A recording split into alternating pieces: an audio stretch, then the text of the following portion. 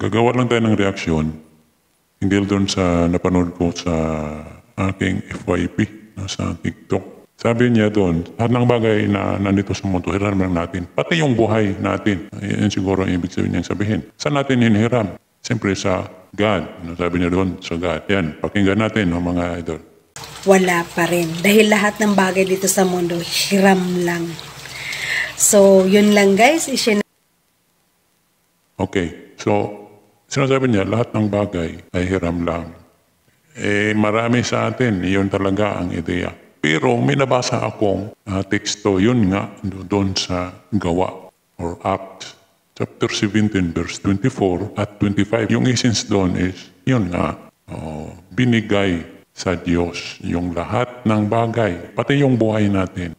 Yan yung pinupoint ko, mga idol. Kaya kung gagawa man tayo ng encouragement sa mga biga natin, yung mga followers natin, mag-quote ka ng Bible text. Hindi naman kailan pa natin na magiging expert sa Bible. Kaya basa-basa din tayo, mga ngayon, pwede kayong mag-comment, kung ano rin na masasabi nyo yung Bible text na sinasabi ko. Kaya nga ang tanong doon alin ba ang totoo? Paniwalaan natin itong Bible o yung ideya lang ng iba o yung ideya lang natin. Tapos sabi pa niya, kaibigan niya, determino, ginagamit niya, kaibigan niya.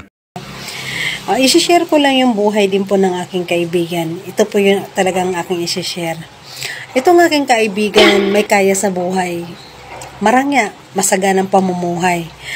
Maraming business. Malakas ang kanilang pang-business. Kamakailan na nakapagpatayo na naman ulit ng bagong bahay.